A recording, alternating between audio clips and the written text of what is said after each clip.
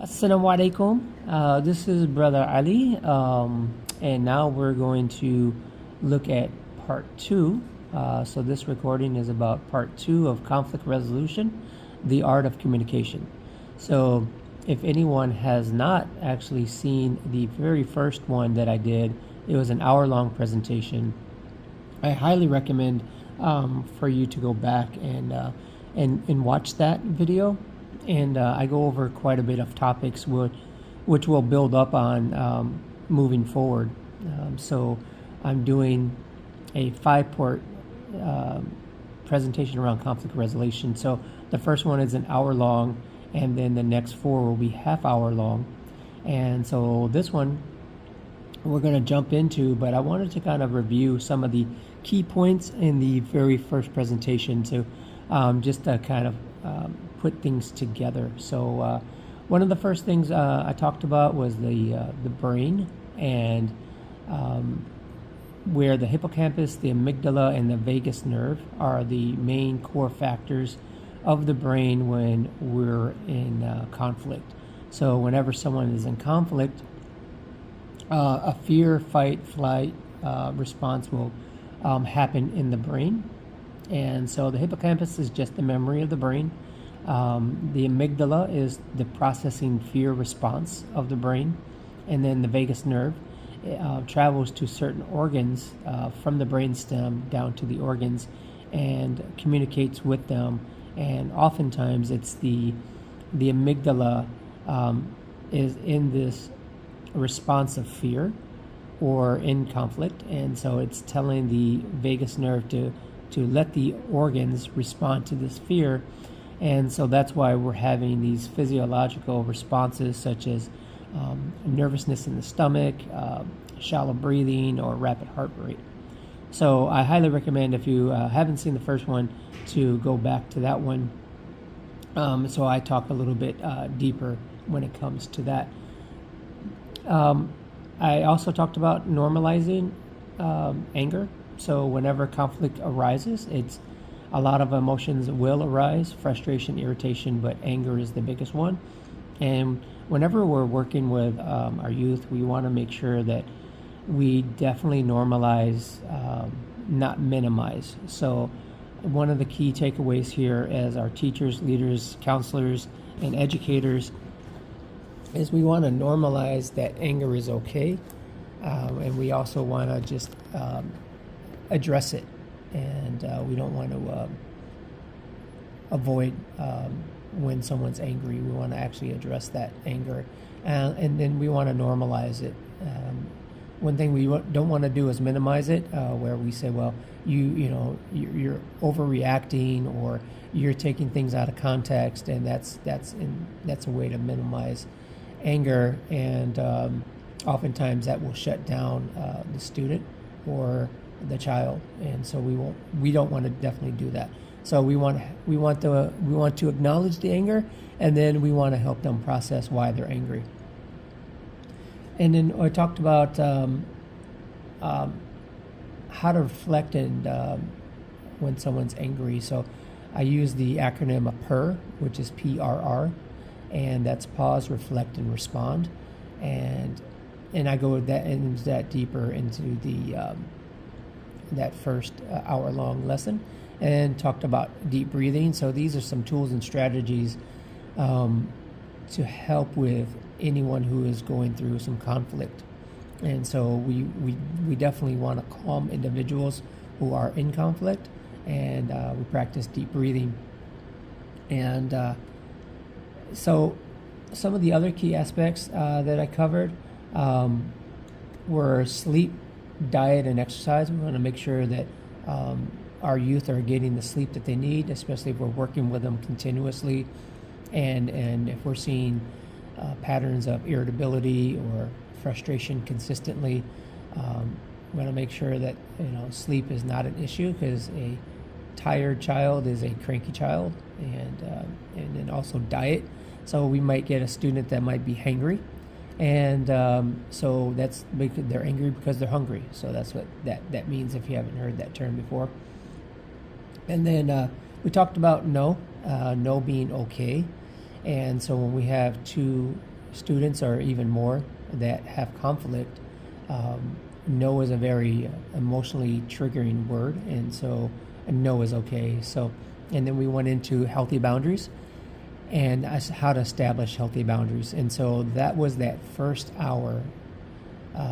So that's in that first presentation. So all those things are covered a little bit more in depth. And so I really highly recommend anyone who hasn't seen that first hour to go there. And so the next thing we want to work on is actually how to communicate one-on-one, and teach how to communicate one-on-one when individuals are not getting along.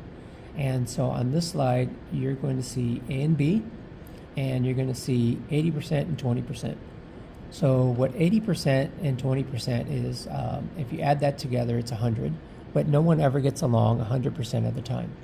But in good, healthy relationships, we want 80% of the time people to get along in the relationships, and 20% is, well, those are the minor things that kind of happen in relationships. And so we have quite a few different relationships. So we have peer relationships where people are friends, and we have parental relationships, we have professional relationships, and so we have all these type of relationships. And as you get older, we as adults, we have romantic relationships where we're married, and so we're with our partners. And so not only can you teach this to your students, but you can also apply this to yourselves. And so we're looking at the model here, and you'll see A and B. And I'm going to talk about how we want to make sure that we can keep our relationships positive and healthy. And so we always want to look at where our relationships currently are. So if we're at 80-20, this is what we call a healthy relationship, and relationships can actually get better than 80-20.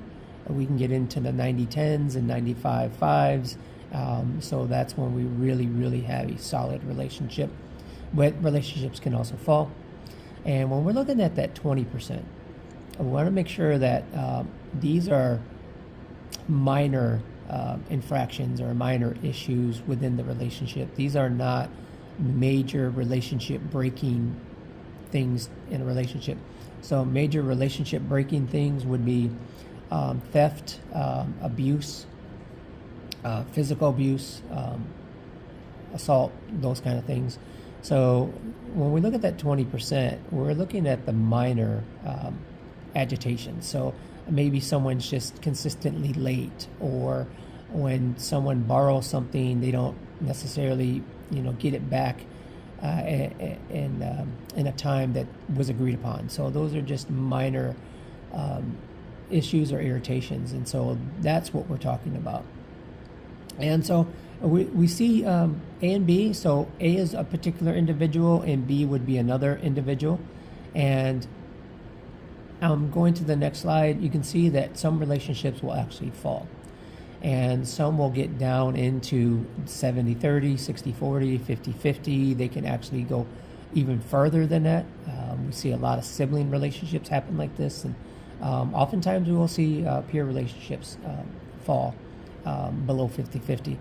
And so we want to help our youth that we're working with identify where their relationship is. And so that's the first thing.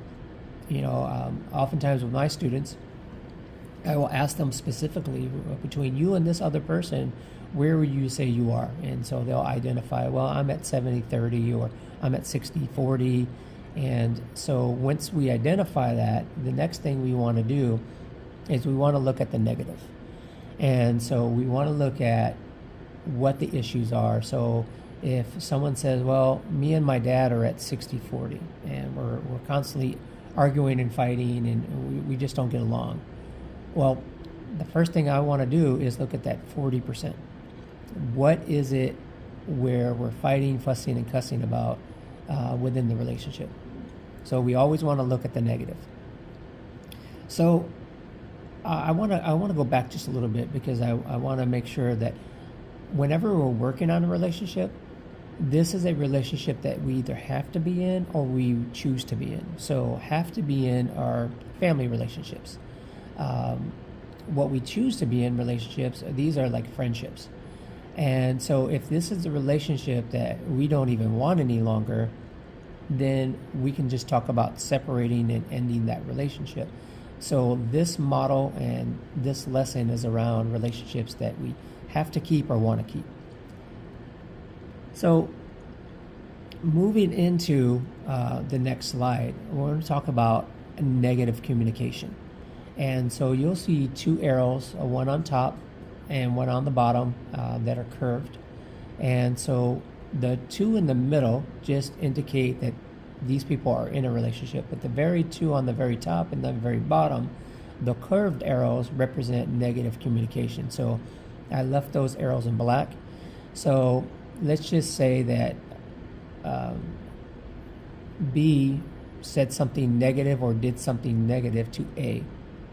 And then A, there's three ways to respond to this. So B has either said or done something negative towards A, and now A is agitated and upset and will absolutely have a response towards B. And that black arrow going towards B is a negative response. So it could be a rude comment, and then by B to A, and then A reciprocates that comment with a rude comment. And so that is one of the first things, but I call that putting fire on fire. So you can't put anything out if we're adding fuel to the fire. So that's one response, and that's a very common response that we see with the youth. And so another response, so the secondary response would be B communicates to A in a negative way, says some kind of negative remark, and you'll see an arrow with A moving to the left where A just decides to ignore it.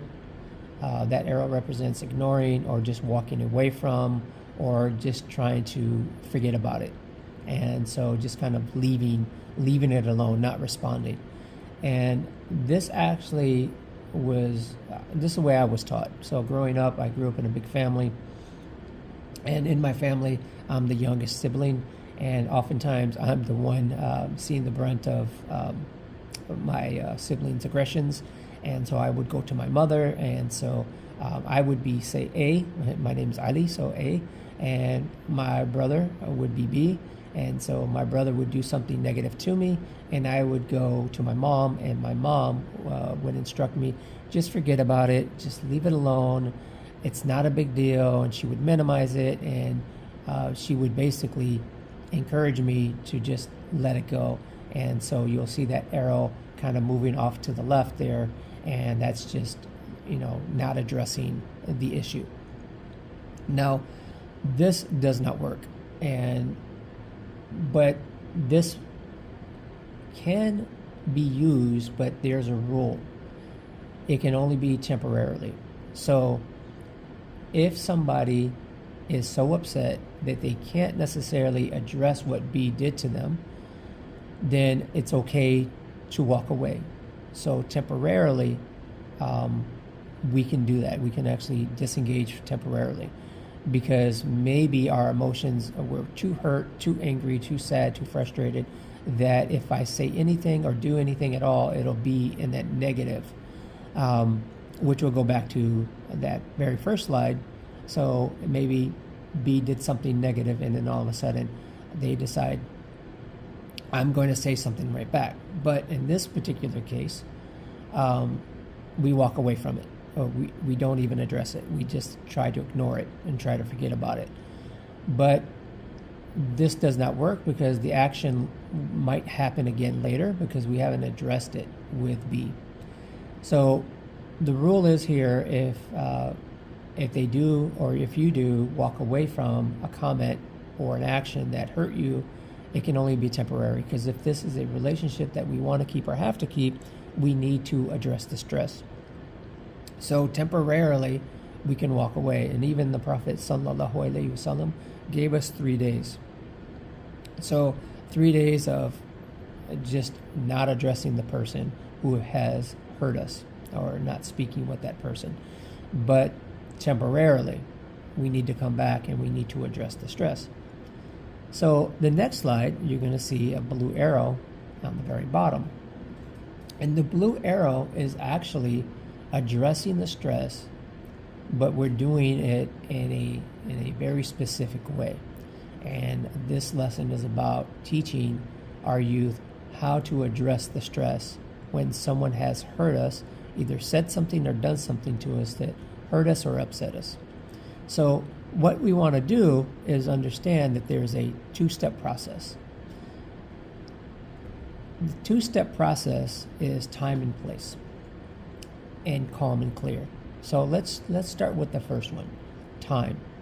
Time means emotional time.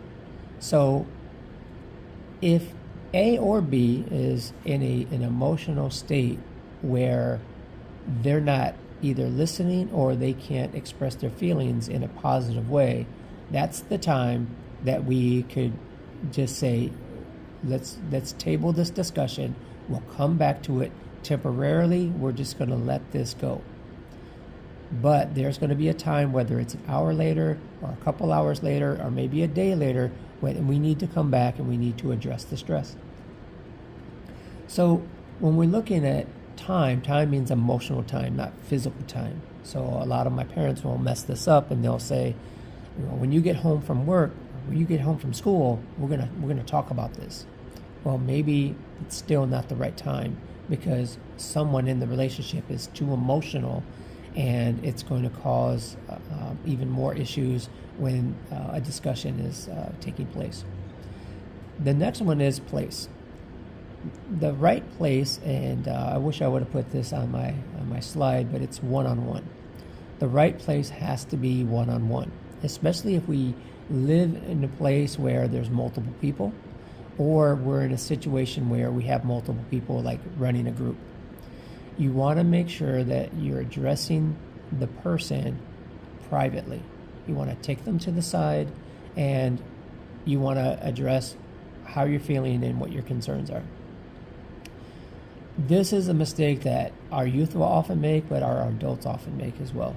And so we want to make sure, and our teachers in our classrooms, we do this all the time, where that a student says or does something that the teacher feels like they need to scold that student in front of their peers or right at that moment, and then all of a sudden you'll see a negative response within the classroom. And so we see this at the high school all the time. And then all of a sudden it escalates where the student is taken to the office and it just kind of goes sideways. So the right place, and I instruct my teachers here at the high school to make sure, if you can, at all possibility, you pull that child to the side. If it has to be immediate, you take them outside the classroom and you have a calm conversation, or you wait till after class is over and you ask them to stay back so you can have a discussion. But the place cannot be in front of other people. And so that is the rule. So time and place. And the second one is calm and clear. So the calmness is the key. So both parties have to be calm. And now, here's the thing. It's okay for someone to be upset, frustrated, or irritated, but they have to be calm when they are. And if they can't remain calm, then that's when we go back to temporarily, we need to just kind of not discuss this. We need to go back to that first slide of, you know what, we're just going to temporarily leave this alone. We're not going to talk about it. And so that is very key when it comes to being calm. And both parties have to be calm. And so you might find somebody that is ready to talk about it, but the other person is not. And so we have to make sure that both parties are in a calm state so we can have dialogue as far as addressing what the issue is. And the second part is clarity, which is clear, and that is actually addressing the stress and you're being very clear about what it was specifically that caused the issue. So going back to A and B, A is upset because B either said something or did something in a negative way, and now A is trying to let that person know what they did that might need to stop or change. And it might be where B might have the complete right to be upset with A, but maybe the way B communicated with A, that needs to change. And so that is the key. So to put this all together, I want to actually give an example of a student that I actually had last year. So last year was the very first week of high school. And then there was the very first Friday that we had. And I had a student that I've been working with. He was a senior, and I've been working with him for quite some time. And he knocked at my door early in the morning. And when he knocked at my door, he was very, very upset. So I brought him to my office, and I said, "Hey, what's going on?" And he said, "It's my dad. It's my dad." And I was like, "What is going on with Dad? What's happening?" And he said, "Well, my dad's upset with me. He just called and he just started yelling and screaming at me, and he called me a lazy this and a lazy that and a good for nothing this." And I'm like, "Why would he do that?" And he said, "Well, I forgot the garbage barrels." And I was like, "What do you mean you forgot the garbage barrels?" And he said, "Well, every Tuesday and Friday, the garbage man comes in our neighborhood, and I'm supposed to take the garbage barrels out to the curb so the garbage man can empty them, and then my dad goes to work and he brings the barrels back up." Well, this Friday, I have to take the bus to school, and it leaves the bus stop at 8. I have to be down there so I can get on the bus. And I was looking for my chemistry book, and I could not find it. I'm looking all over the house. At 7:55, he finds the book, and he just grabs the book and runs down to the bus stop, jumps on the bus. And when he jumped on the bus, he got to school on time, and he felt really relieved. He didn't even think about the garbage barrels. But when he exited the bus, his dad called him. And when his dad called him, he began screaming and hollering at him. And if you look at this slide again, B represents Dad and A represents my student. And Dad was saying all kinds of negative things and in a very screaming, hollering type voice, and said, "You lazy good for nothing, you left the gas strong barrels out," and he just exploded on my student. So I asked my student, "What did you do?" And he said, "I didn't do anything. I just sat there and listened. I didn't say anything. I didn't respond." And then my dad hung up on me. And so I showed my student this model, and I said, basically what you did was this, where you stayed quiet. So here we see A is kind of retreating. And I said, but what we need to do is we actually need to address the stress. We need to let Dad know what he said actually made a negative impact on you. And we need to repair this relationship, but also too, we need to get Dad not to react this way. And I let my student know that it's okay for Dad to be upset, but how he communicated this, it just needs to change. So I showed him this entire model, and I said, you go over the weekend, you have this conversation with Dad, and you come back Monday and tell me how it went. So he comes back Monday, and he says, "Mr. Bishop, this model works." And I said, "Talk to me. Tell me what happened." And he said, "Okay, so well, Friday I went home, and my dad was upset. He was in a mood after work, so I just stayed clear of him. So looking at the model, my student still did this. So temporarily, he's going to talk to Dad, but right now Dad's agitated, so it's not the right time. And Dad is not calm. So he said, later that night, he was still not in a good mood, so I just let it go. The next day, Dad was in a much better mood. And so when Dad was in a better mood, he was watching some college football game or college sports or something. And he said, my dad's team won, so he's in a good mood. He went out in the backyard and he went to barbecue. And he said, I knew that was the right time and right place. My dad was out there by himself, which was the right place. And it was the right time because Dad was in a good mood and I wasn't as upset. So he went outside. And he went outside. And one of the things that I always tell my students is, first of all, apologize for any role that you might have done that was part of it. So my student went outside to talk to his dad, and he said, "Hey, Dad, do you have a minute so we can chat?" And he's like, "Yeah, sure. What's up, son? What do we want to talk about?" And so my student said, "Dad, I just want to apologize about the garbage barrels. I'm so sorry. I forgot my chemistry book. I was looking for my chemistry book. I had to get on the bus, and I completely forgot about the barrels." And his dad said, "You know what? It's okay. Don't worry about it. I talked to our neighbor. We're going to use their barrels. We're good for Tuesday. It's all good." And my student still needs to be very clear about what Dad needs to stop. And he said, "Dad, thank you for, that, but I still need to talk to you." And Dad's like, "Well, what else is going on?" He said, "Dad, it's the way you spoke to me. Dad, when you called me up, you called me a this and you called me a that and you called me this, that, and the other, and it really crushed me, Dad. You were screaming and yelling, and my friends heard, and I was embarrassed. I was sad. I was mad. I was frustrated. I was this and I was that." And I said, "What did your father do?" And he says, "My father doesn't hug anybody in the family. But after I told him this, he put down a spatula and he gave me the biggest hug." And he started crying. And he said, "Son, I'm so sorry." I tell you this story because as you look at these slides, it all looks good because there's calmness as you're kind of watching this. There's no conflict, possibly. But I would tell you that this model truly does work. And this is a model that we absolutely have to teach our youth.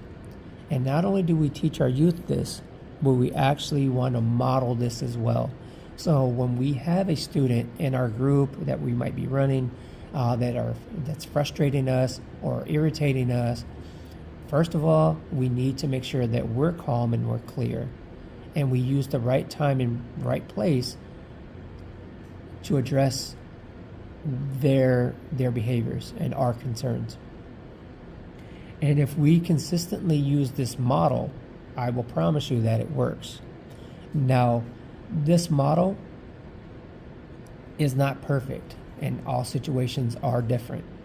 But if you actually go back to using boundaries, if you look at the boundaries, and you help your students and yourself understand boundaries, and then you piggyback this with this healthy communication lesson, I will promise you, when we have individuals who set up clear, healthy boundaries and know how to clearly communicate their needs, wants, and desires, our relationships are going to get better.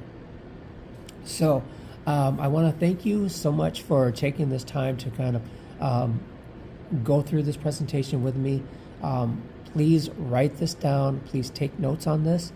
And what I want to do moving forward is we have 3 more half-hour lessons. And what I want to do with those 3 half-hour lessons is the next one I want to continue just kind of describing and breaking down healthy relationships and internal conflicts and external conflicts. And then that might be two half-hour sessions. And then the very last one is probably going to be the most impactful, which will be restorative justice. So whenever we have 2 or more individuals who are in a conflict and someone has been hurt emotionally or physically, we need to know how to rectify that and how to resolve that conflict. And so that will be the very final lesson, which is restorative justice, which is short. We call it RJ. So I hope you enjoyed this lesson. If you have any questions, any comments whatsoever, you can actually reach out to me. My email is therapyfocused@gmail.com. And I thank you for your time, and I thank you for your attention. And just please make dua for me and my family, and I will keep you all in my duas as well. Inshallah, may Allah bless and reward you for the work that you do with our youth.